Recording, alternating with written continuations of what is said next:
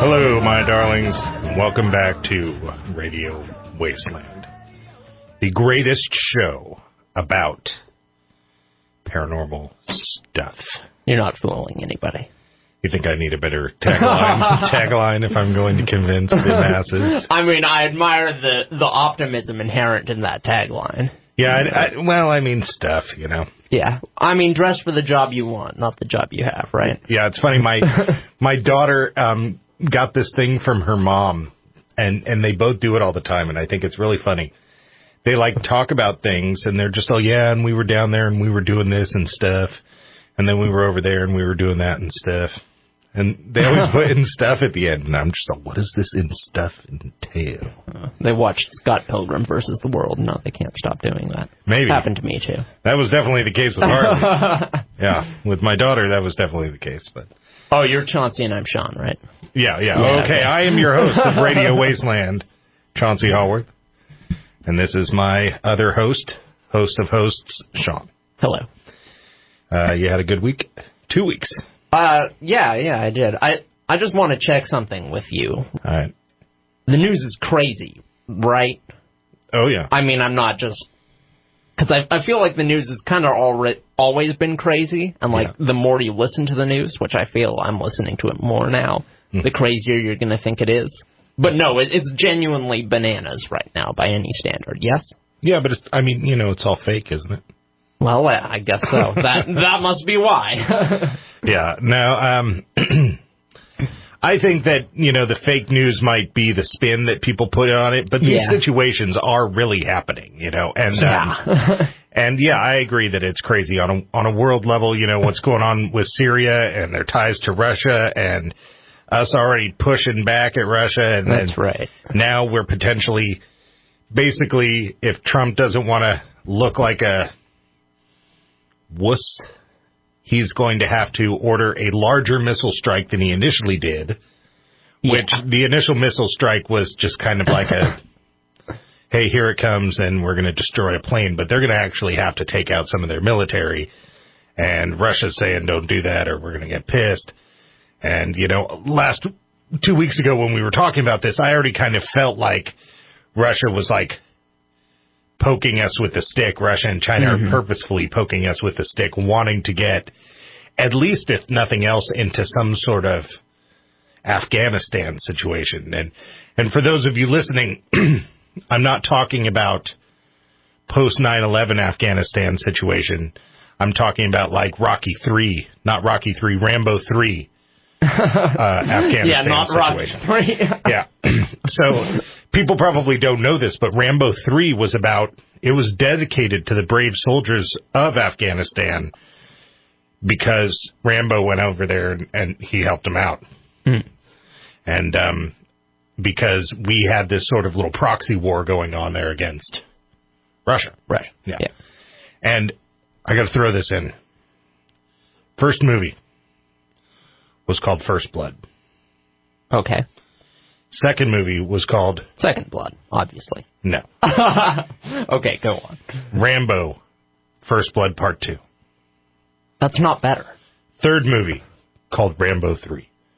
Okay. First Blood, Part 3. No. We're looking at First Blood, Rambo, First Blood Parts 2, and then Rambo 3. Yeah, dedicated to the brave soldiers of Afghanistan. I don't know. I'm thinking a Post-it note fell off of some producer's desktop there. Yeah. And for anybody getting up in arms, this is not me in support or anything of Afghanistan. I'm not saying anything. Literally, the last line of the movie before the credits roll, it says dedicated to the brave soldiers of Afghanistan. Yeah. I mean, I don't think being, in favor of the soldiers who fought in Afghanistan is, like, controversial. It's not? I don't think so. I don't know. I don't really... so many things happen. It's like... I think you can not like the war, but I think, like, everyone, we're all pretty much good on, we like the soldiers. Right. So I go to a counselor once a week in order to work on my workaholism, but instead I use him as a life coach. And so last time we just talked about exercising the whole time and nutrition. And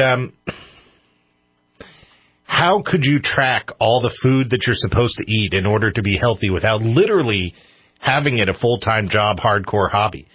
And it's really kind of the case with tracking this news and like the history of, I mean, look at the history of the Middle East. That's kind of where we're touching down right now. It's like every 10 years, we're looking at different altercations, different stuff going on in the background and stuff.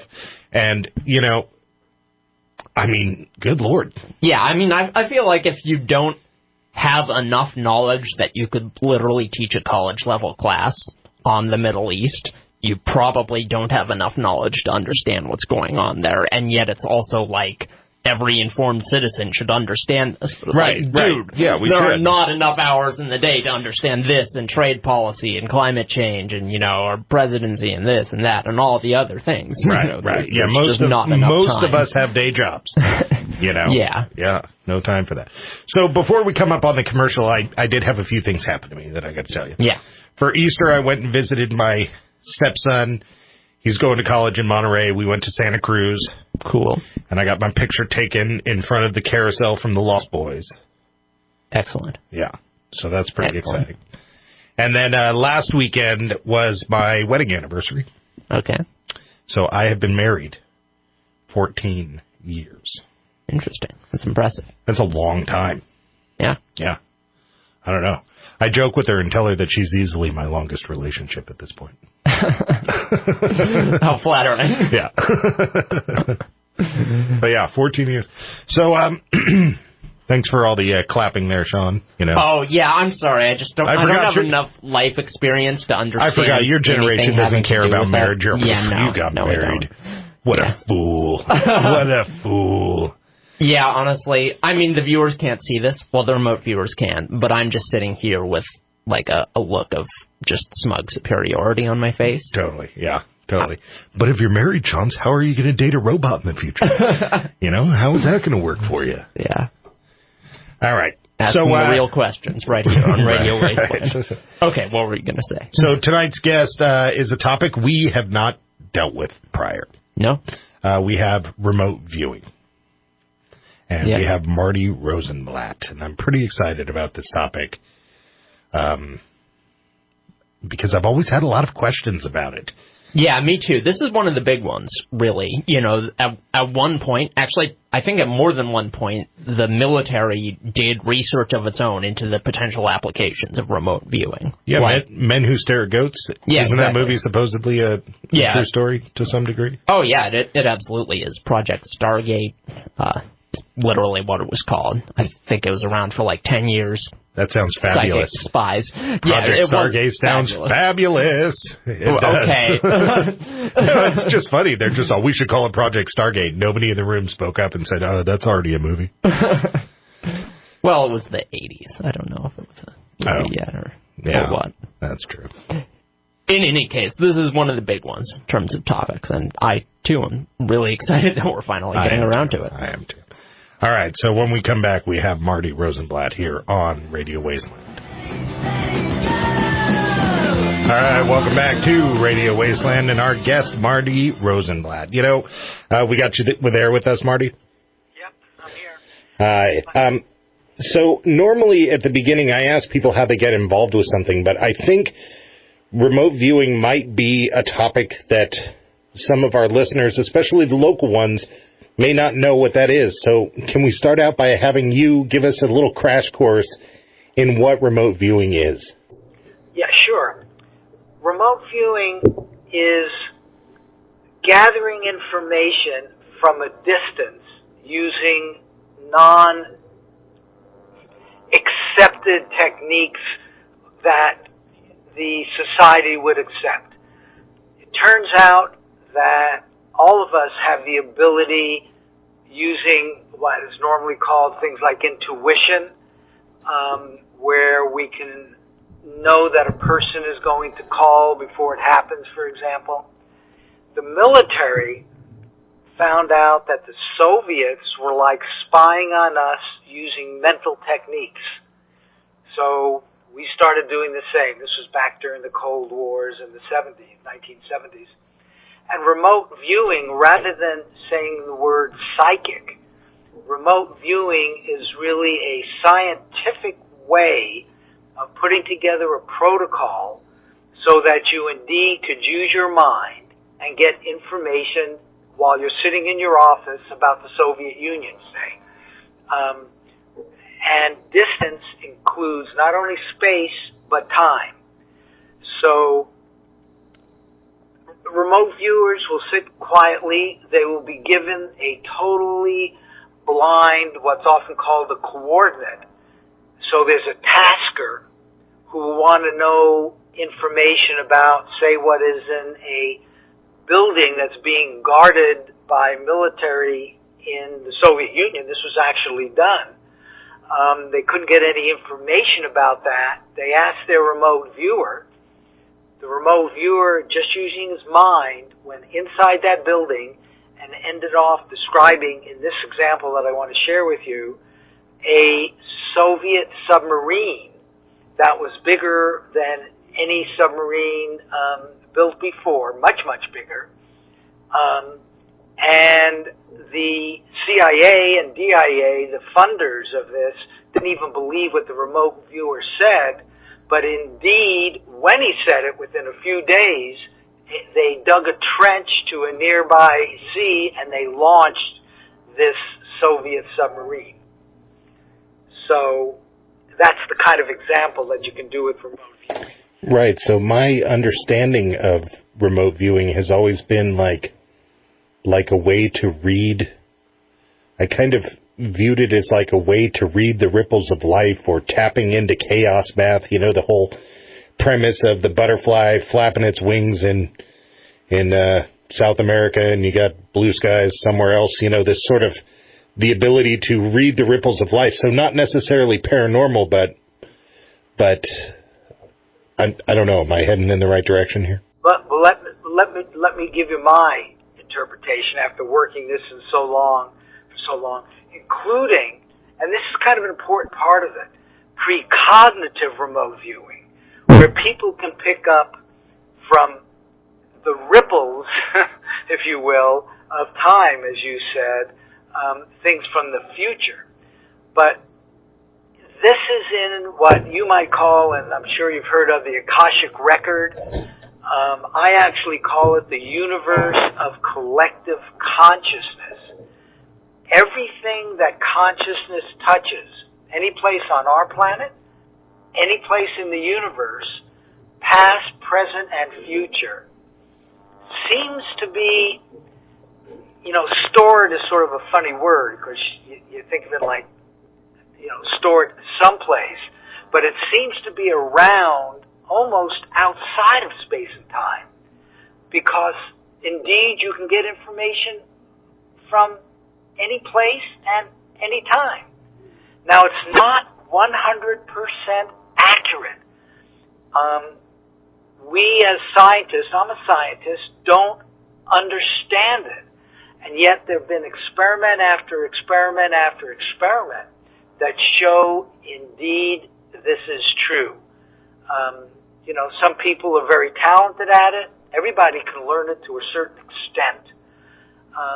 But there seems to be, the expression, all there is. Even in the Bible, the reading of your life, the fact that your life record, the book of life, is supposedly like out there. It's hard to sort of take in, but that seems to be the way our universe works. There's information in this universe of collective consciousness. It's got different names in different societies, but when you get really, really deep, and the people who've really thought hard about this all seem to come to a conclusion which you might state as consciousness itself is fundamental, more fundamental than the physical world. That in some way the information stored in this universe of collective consciousness, this UCC, it's out of there that the physical world arises. And well, let me put you on hold there. We're coming up on our first commercial break here. You're listening to Marty Rosenblatt here on Radio Wasteland. Come on back. All right, welcome back to Radio Wasteland and our guest, Marty Rosenblatt. Marty, so I'm going to come to my first question here now that I normally ask people, now that we have a better understanding of what remote viewing is.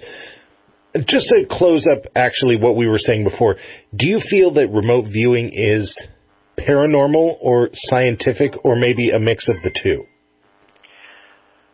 Well, it's considered paranormal by our current society because there's no real explanation for it, but I frankly consider it quite normal, and it has been investigated scientifically and proven at the same level that aspirin is supposedly good for you, you know, if you have heart issues. They've done lots and lots of tests, and it's statistically shown that, yes, statistically it works. Remote viewing and precognitive remote viewing, getting information from the future, is the same way. It has been scientifically proven. So I just don't like the word paranormal. It bothers me as a scientist because we've used all the scientific methodology, and yet most scientists won't accept it because there's no good model for it. I like the term fringe science. Well, that's right. But you see, what's so different about remote viewing is it's so practical.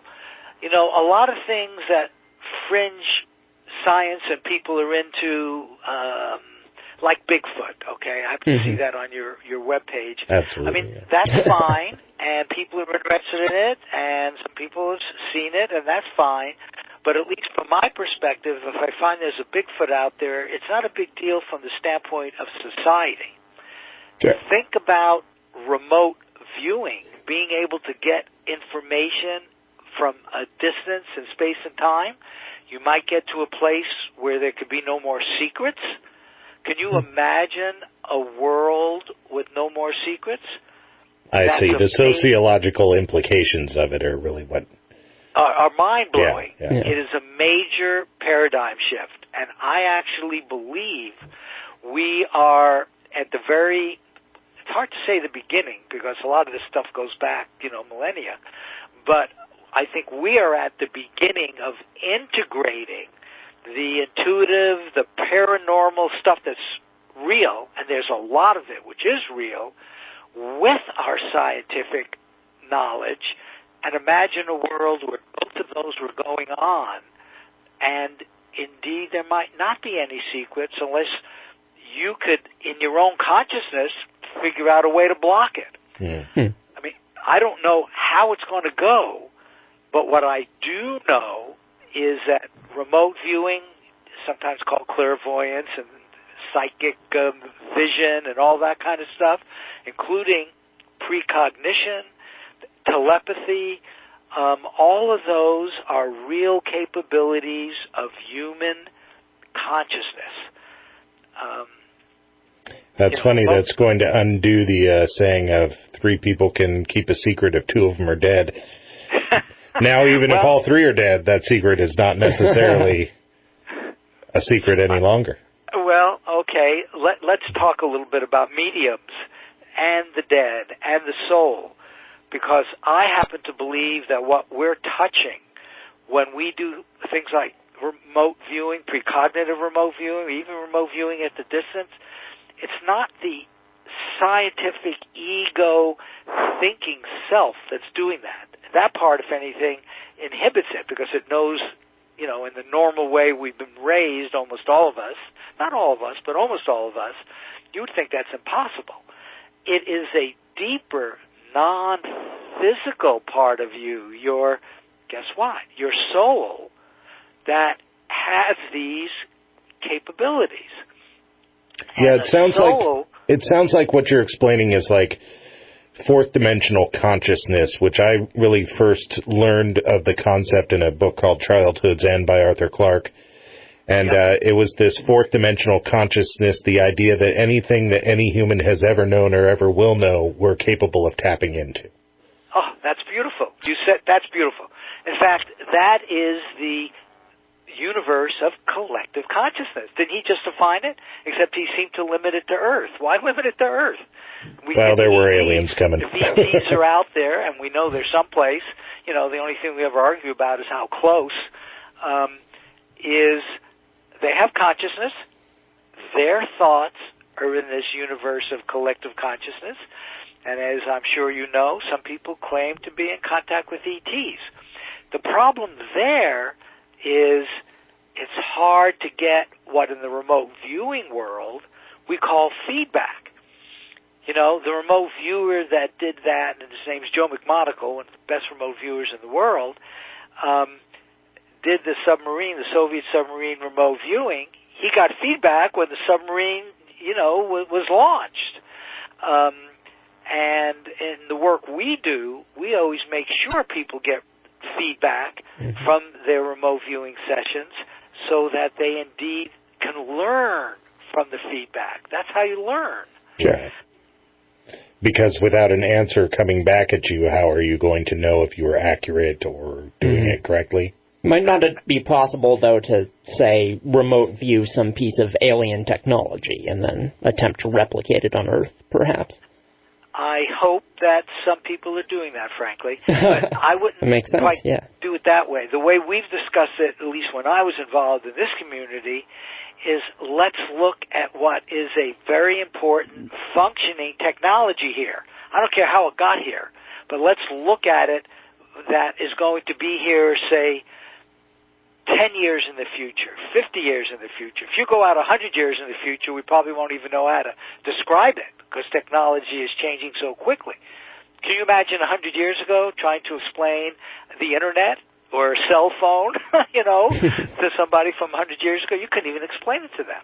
Right. But maybe 10 years, and I do in fact believe that the future is always interacting with the present, just like the past is.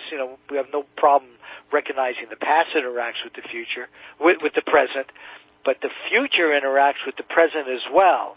So asking that kind of question, I think, could be very valuable. And so, yes, I think that you could get information from this universe of collective consciousness by asking those kind of questions. Interesting. Now, if you want to ask it from an ET, that... Yeah, that's what I was about to ask you. I know I've been drilling you about remote viewing specifically, but it is one of my favorite topics, and you're my first guest to cover it. But our main focus of our topic that we're supposed to be covering is what do remote viewing, telepathy, and ETs have in common? And when I read that, I'm just all like, I want to know. All right, I do want to know. And the bottom line is they all come from and are still intimately connected with this universe of collective consciousness. Telepathy, I've given you examples of remote viewing. The remote viewers basically using their subconscious mind go down into this UCC, this Akashic record, this whatever you want to call it. It's got different names. They go down in there with their intention. They're able to connect to any part of all that is, because the universe of collective consciousness contains everything. So remote viewers can do that telepathically. Notice very often it happens spontaneously when there's something really significant that goes on that connects two people. These emotional connections are down in this UCC as well. And so that explains telepathy. Now, what about ETs? Well, look, I see the best evidence for ETs being all the UFO reports. I go back to the Blue Book days, and I remember concluding there are too many reports for them all to be false. There's something going on. We now seem to be in a period of disclosure, but we have to be careful about what's, at least now, being disclosed. What's being disclosed is that human consciousness, through visual reports, photographic reports, radar reports, are seeing evidence of what look like objects in our sky, but they're not regular objects. You can't do a right turn without, and at supersonic speeds, without sending out shockwaves. Mm-hmm. So the ETs that are somehow doing this are so far behind, so far ahead of us. We're so far behind them in terms of understanding how the physical world works.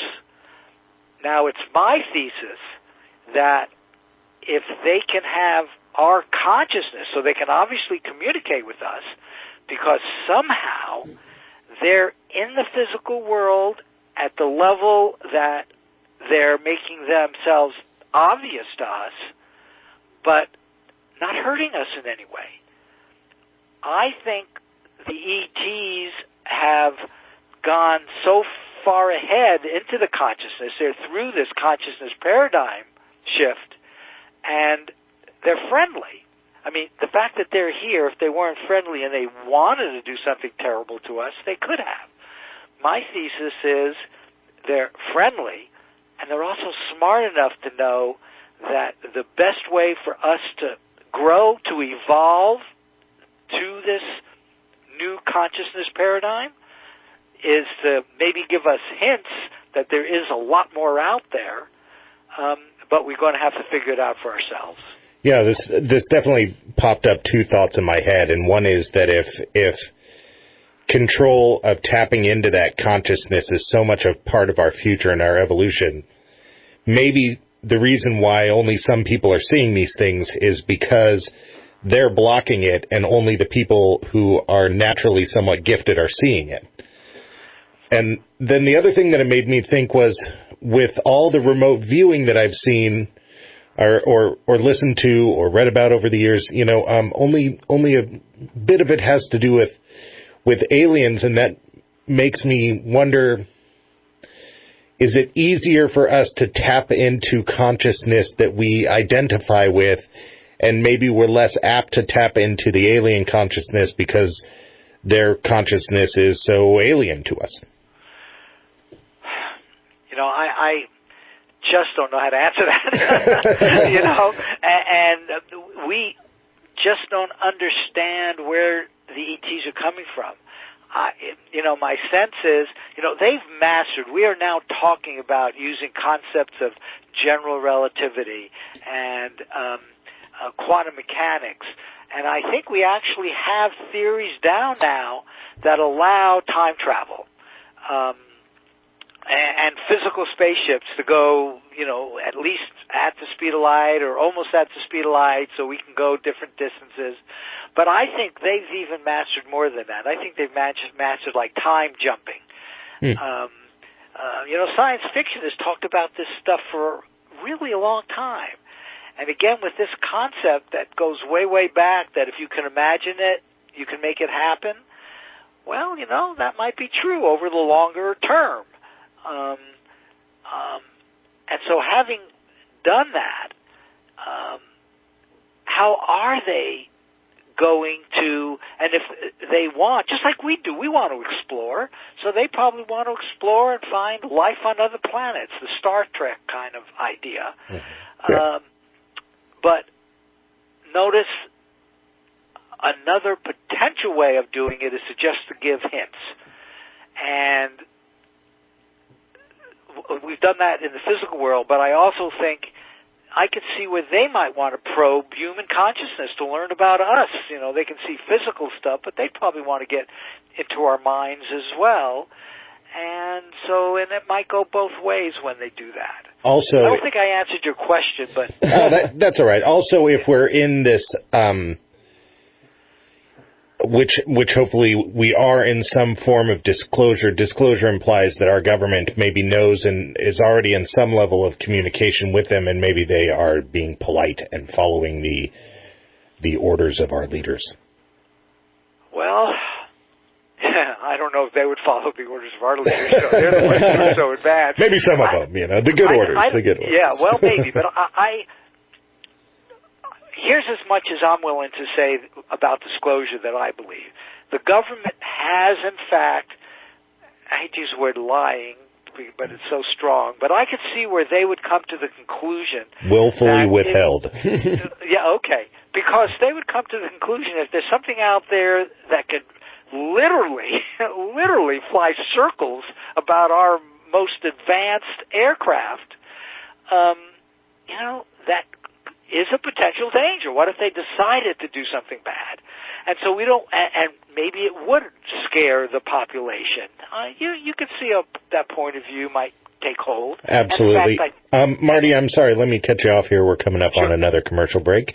You're listening to Marty Rosenblatt here on Radio Wasteland. Come on back.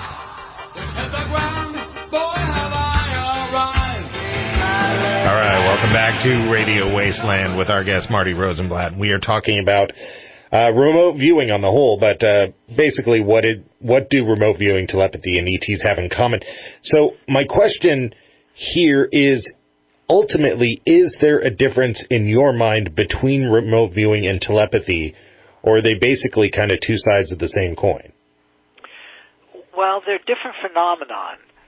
Because remote viewing, you usually describe and sketch some physical target, or you might describe and sketch what's in somebody's mind. Now, if you're doing that, that's close to telepathy, but the remote viewer is more one way.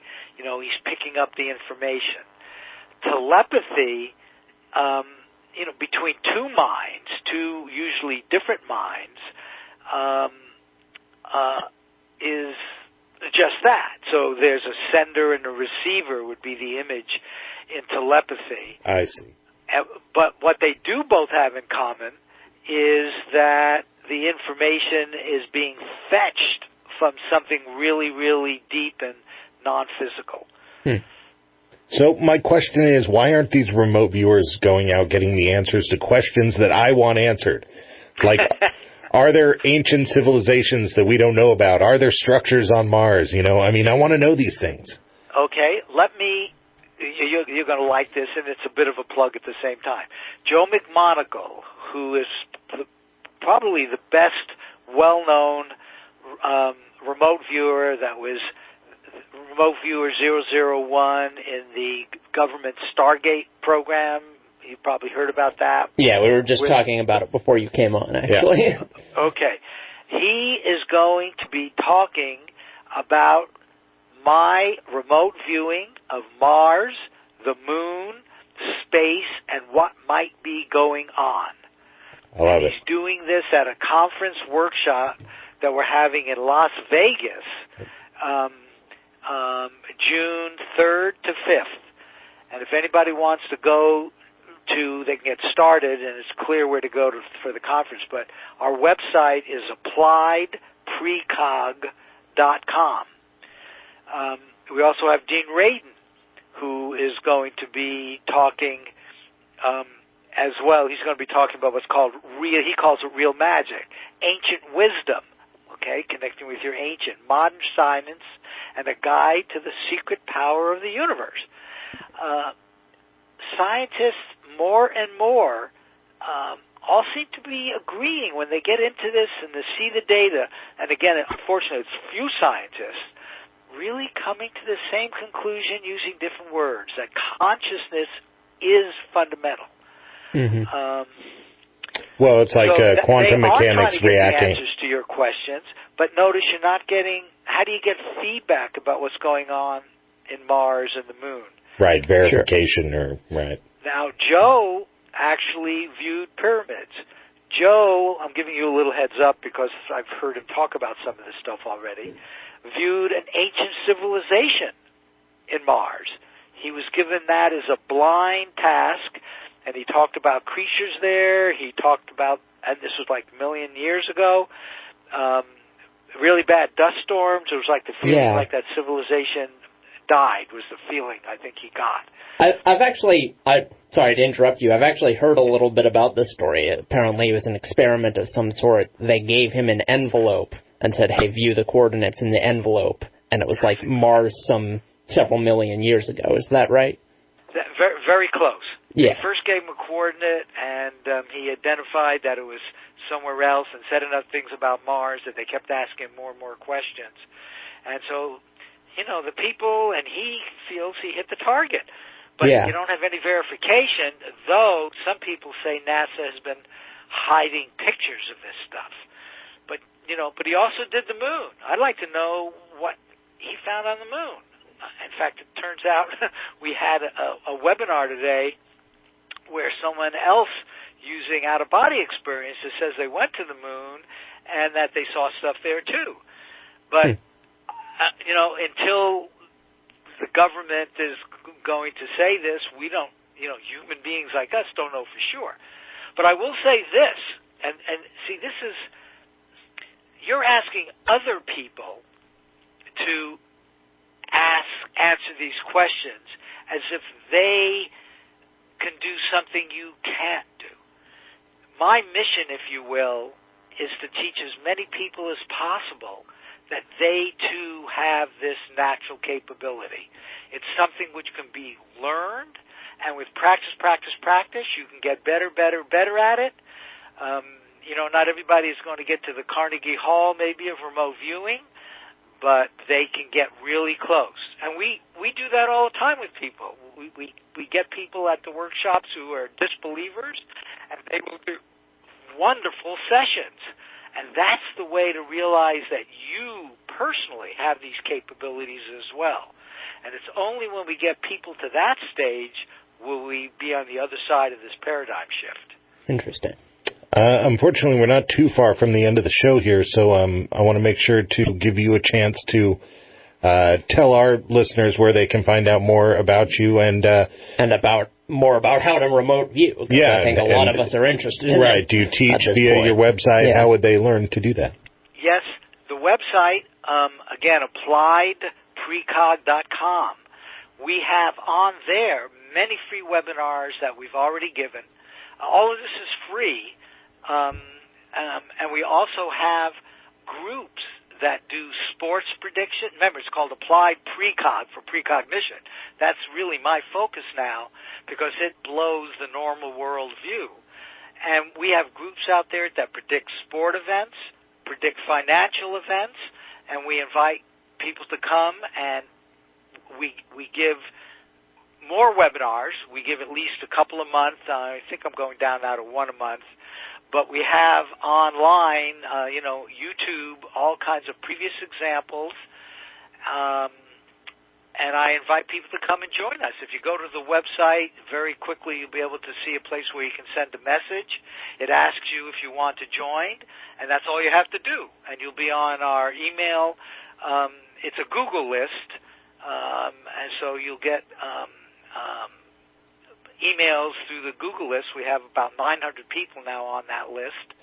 And I'd say we have over 100 people who are actually in these groups doing precognition. We're big on keeping statistics, what we call hit rates, because with the feedback, you know whether you got a hit or a miss, based on whether, say, Team A wins or Team B wins or the market goes up or down. A bit more complicated than that. But you'll have an opportunity to do this yourself.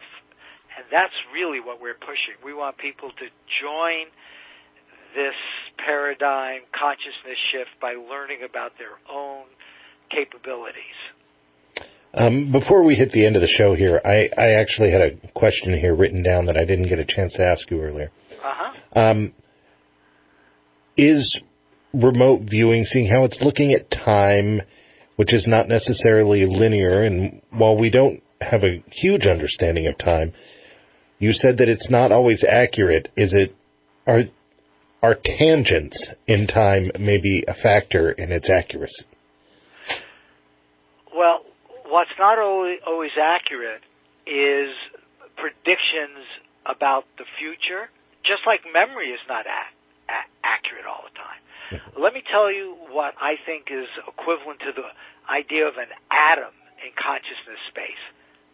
This very moment. Each of us are having our very moment right now. You know that with more certainty than anybody else. You look around your room and what you're seeing, nobody can deny that that's your experience of it. You see, it's this conscious experience of this now moment that's very fundamental. And the fact that your listeners manage to get to the place where they're listening to this right now, that is from things that happened in their past, and I would maintain some influence from stuff that's going to happen from the future. In fact, precognition teaches that this idea of retrocausality, and there are now scientific meanings called that, retrocausality, that the future can in a retro fashion affect something that happened earlier. And that's what we get our people to do and to truly believe because they can see it themselves. But that gets related to health. You can use, I mean, the implications of this are so enormous. that, it is. No kidding. And we could just go on forever. Unfortunately, we're at the end of the show here. I would love to have you on again because I could just go on forever. Right? I'm happy to do that. Great. Thank you. Yeah. You've been listening to Marty Rosenblatt here on Radio Wasteland.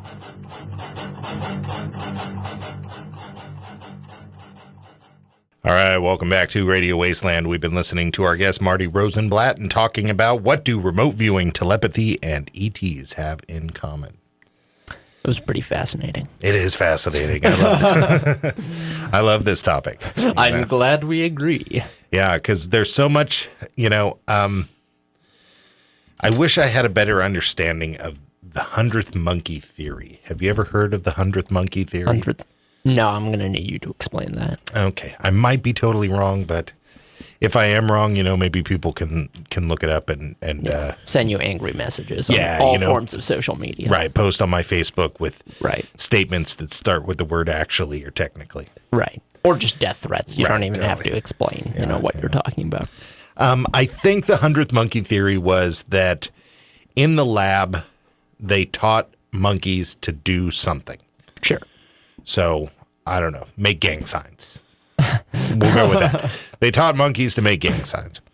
And then somewhere on an island, researchers, these monkeys started doing whatever it was that they were taught to do. Well, what? Okay, so in the lab, they taught monkeys to do something that monkeys in general don't know how to do. Okay.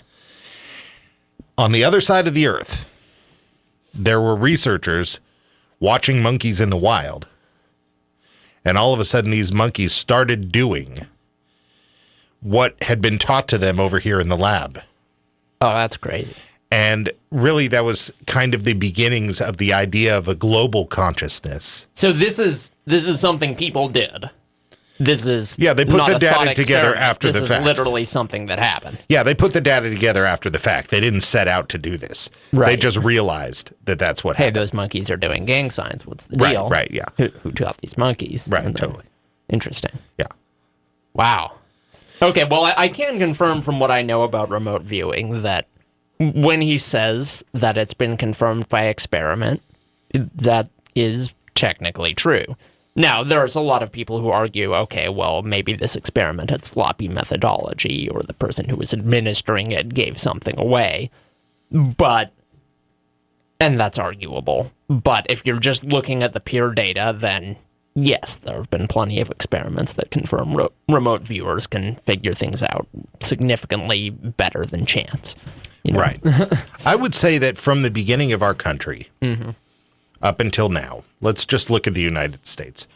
We have been pragmatic. Okay, yeah, that's fair. And for somebody to walk in to, you and I have worked with the military guy. Yeah. We both probably known quite a few military guys. I come from a military family. Mm-hmm. Well, my brother. These people. In the military, so yeah. These people tend to be very pragmatic and very like, okay, well, what's the practical application? What's this going to cost? Is this a waste of our time? We got a job to do. Sure. The mere fact that somebody was capable of walking in to a room full of military guys and saying, I want you to give me a couple $1,000,000 so I can study this. Mm-hmm. And here's the data. Leads me to believe that that data was enough for them to go, okay, let's see where this goes. Sure.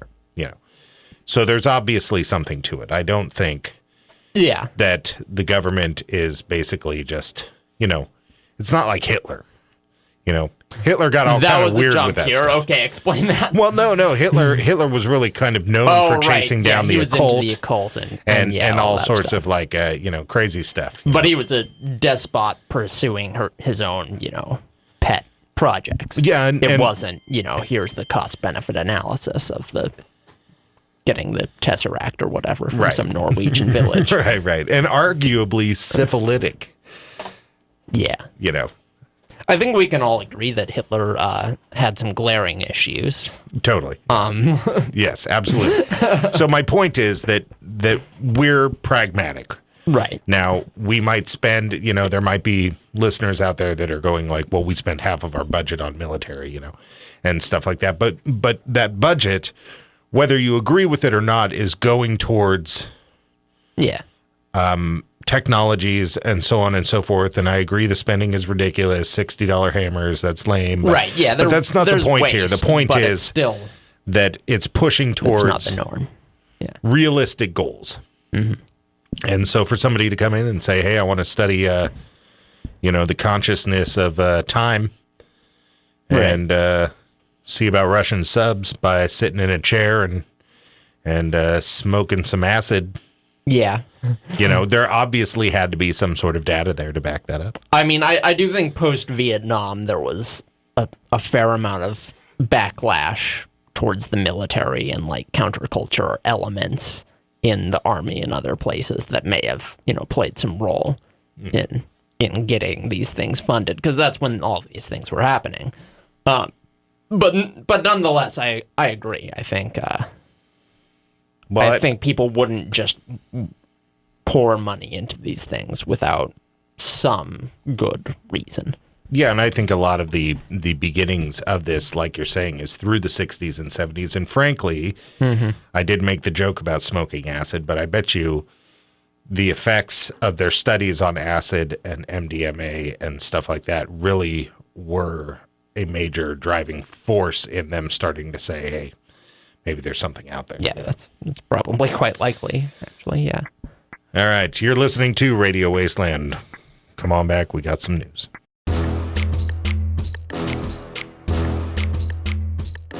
All right, welcome back. Sean, do you got any news for us? I do. Now, this is a paranormal show, but it is also a conspiracy show. And this is kind of what spurred me at the beginning of the show to make sure I wasn't crazy, because I feel like the world has gone a little crazy.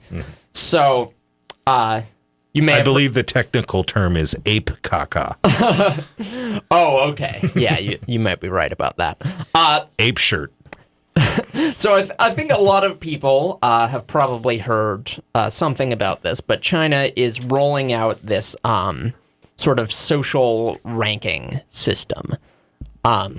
So basically what that means is if you are caught jaywalking or, quote, buying too many video games or posting fake news on the media, on social media, or presumably doing anything the government doesn't like, you can lose sort of social status points. And if you lose points, then you can be stopped from traveling. You can be blacklisted from the best jobs. Your children might not be able to get into the best schools. Your internet speeds might be throttled. So there's... The exact algorithm is a secret, but there's any number of minor infractions, or arguably major infractions. All right, stop right there. That can get you on this list. This is real? This is real. Which is like, that's insane, because if you told me 5 years ago or 10 years ago that anyone was even planning this, I'd say, take your Thorazine, dude. Right. That is insane. That is insane. This is happening. Yeah, I find it hard to believe right now. And I read this in Business Insider and a bunch of other places. This is happening. You know, if it hit Business Insider, it's old news. Well, yeah, okay. But But it's being rolled out in a couple of places, but it's planned for nationwide, essentially. And it is, of course, mandatory. So this is some 1984 stuff. This is a caste system based off of data mined by the government. How productive and how docile you are. Essentially. Like, they are using the most modern tools available in terms of surveillance and data mining in order to control people even more thoroughly in their day-to-day lives. And this is just like a second-page story in the papers. This is just like, oh yeah, China's doing this. Also, they elected their leader to be able to be dictator for life, and that's fine, we guess. Yeah. I like how they're all coming down on Putin for winning the election, but it's like, this guy, it's like, what? Well, I feel Don't get me wrong, Putin sucks too, but I mean, this guy. Yeah, I mean, I feel like we've got three, major superpowers in the world. We've got the U.S., we've got China, we've got Russia, and arguably we've got the EU too, but they only act as one occasionally, right? So yeah. They really just make nice clothes and good food. Sure. But I feel like, as much as I dislike Trump personally and dislike the place we are, we look pretty darn good when you consider that China and Russia seem to be taking a belly flop right into the fascism pool right now. Yeah. Things are crazy. That Putin is crazy. a dictator. Absolutely. Everyone knows that. He won the sham election. He's looting the country with him and his cronies to do whatever he wants. And Russians are kind of like, hey, what do you expect? He's Russia. Right. Yeah, they're all about being strong. Yeah. Exactly. Or at least that's what you hear when they say they're backing it up. But it's like hard to, that guy who ran across from North Korea and got shot 29 times and barely lived. I'm sure the day prior was going like, oh yeah, I love our great leader. I love him. And then saw his opportunity and took off. So anytime I hear somebody from those other countries, like, backing up their leader, I'm going, Yeah, well, people in China are praising this new system because obviously they are. Well, you have to, or you're going to get dark points. And not only that, here is the truly insidious part about it. If your score is lowered, that affects the scores of people you know and interact with. That affects your friends, that affects your coworkers, that affects your neighbors and your relatives and so forth.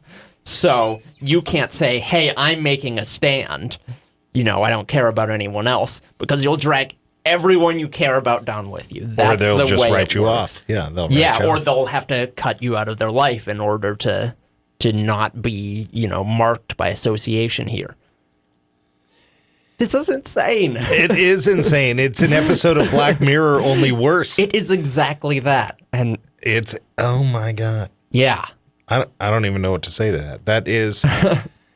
That is science fiction in the here and now. Right. So, they say it can never happen here, but it's happening in China, and they're getting to be a first world country. So I'll just, watch out a little bit. Yeah, it's funny because I talk to my kids and I tell my kids, I'm just all like, don't post stuff on Facebook, because when you're looking for a job, employers aren't supposed to look at that stuff, but they do anyway. Like one of my kids, like, exes is like now dating this guy, and like, so my wife stalks him online. Sure. The first post As on you there, do. yeah, the first post on there is like, yo, what up? Who's got some mushrooms? And I'm just all like, oh my God. For one, if I was a mushroom dealer, I'd be all, I'm not going to talk to this guy because he obviously doesn't have a job. How's he going to pay for these mushrooms when he's posted, hey, what up? You got some mushrooms on Facebook, So employment is obviously not important to this guy. Yeah. So, I don't know. My mind is blown. Right. Yeah. So it's taking every vaguely Orwellian thing about the world in which we live right now, the social media, the data mining, all of that, and it's just distilling it into the form that conspiracy nuts have been warning us about for forever. And now they all get to say, I told you so. And I don't even know what to say about that. Well, gosh. Right? Maybe I'm a conservative now. Maybe I'm like down with the socialist system, man. It's a slippery slope. That's some scary stuff. I'm totally scared of that. I mean, I don't know if this is a liberal conservative thing necessarily, but I was joking, but you know, for our audience, I am socially militantly liberal. Yeah. But on the other stuff, you know, for as far as legality and freedoms and stuff is concerned, conservatives would say this is very much a liberal thing, a liberal conservative thing, because the socialization of all these things is working its way towards basically a world of forced equality, where if you don't fall into that forced equality, Joe would say this. Joe feels that the New World Order is liberalism, essentially. Is a what's that group of people that we belong to that tell everybody what to do? Illuminati? No. United Nations. I'm speaking for United myself. Nations. Yeah, the United Nations. Joe you heard says nothing, viewers. Yeah, Joe feels that the United Nations is the New World Order that's trying to take over, where a lot of other people feel that the United Nations is what's fighting the New World Order. Yeah. But, you know. Well, yeah, so I don't know about this, but hearing about this, I'm like, okay, yeah, companies can have my data because that's way better than the government having my data, apparently. Yeah.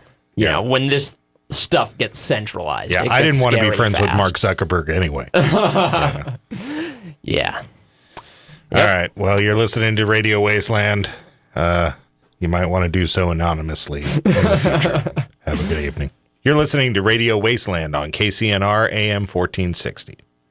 You're listening to Radio Wasteland on KCNR AM 1460. Or you've recorded this and you're clinging desperately to a buoy in the South Pacific, and this is all you have for company. Either way, welcome. Wondering what craziness your scan button just stopped on? That's Radio Wasteland here on KCNR AM 1460. This is Radio Wasteland on KCNR AM 1460. This, as you may know, is the last functioning radio station in the world after the nuclear holocaust. Welcome. When you're listening to your conservative talk radio, are you thinking that it needs more Bigfoot and aliens? Well, luckily, you're listening to Radio Wasteland here on KCNR AM 1460.